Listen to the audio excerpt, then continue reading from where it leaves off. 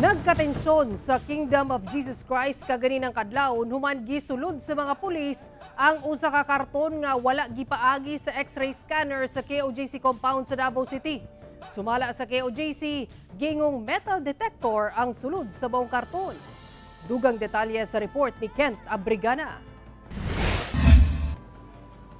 Pasado alauna kaganinang kadlawon, samtang nagabantay gihapon ng kapulisan sa gawas sa gate sa KOJC compound sa Buhangin, Davao City. Miabot ang pipila ka mga bus nga dunay sakay nga mga personay sa kapulisan gikan sa nagkalain-laing probinsya sa rehiyon sa Davao City. Una na nga gikumpirma ni Police Colonel Jean Fajardo, spokesperson sa Philippine National Police nga duna sa deploy nga mga pulis nga magsilbi isip personahe sa civil disturbance management. Anaa sa usa ka libo ka pulis ang ilang gibutang nga muhulip sa nagunang batch sa mga pulis. Kamatigdan usab ang long-range acoustic device sa PNP nga naka-standby sa gawa sa compound. Kini ang usa sa ginagamit sa crowd control.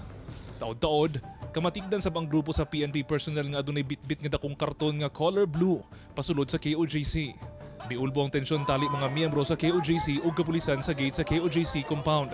Human wala gipakita sa mga pulis ang unod sa karton ug wala gipaagi sa X-ray scanner. Sa usa pa ka litrato gikan sa legal team sa KOJC, makita ang mga personahe nga nagbitbit og karton sa usa ka fast food chain.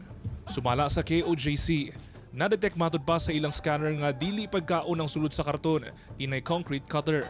Sa usa pa ka litrato, makita usab ang matud pa metal detector nga anaa sa sulod sa KOJC Cathedral. Sa video nga kuha sulod sa Cathedral, makita ang mga personay sa kapulisan nga nagatan-aw sa resulta sa ilang giskan sa lugar. Butang nga gikatingad-an sa Chief Legal Counsel sa KOJC nga si Attorney Israelito Torion.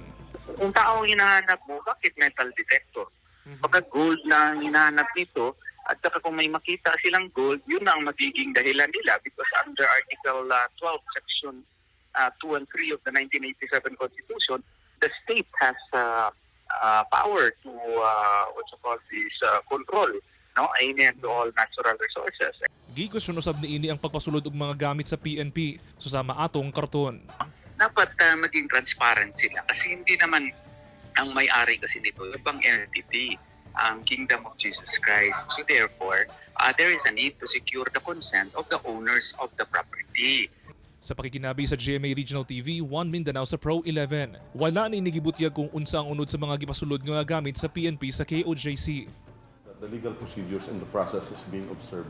Although there are some information that the ground commander doesn't want to reveal, no? This is part of the operational data, no, operational information that could jeopardize yung conduct in the serving the warrant of arrest. No? Kauban si Gary Balantay ug Melco Minares sa kamera. Ako si Kent Abrigana para sa 1 Mindanao.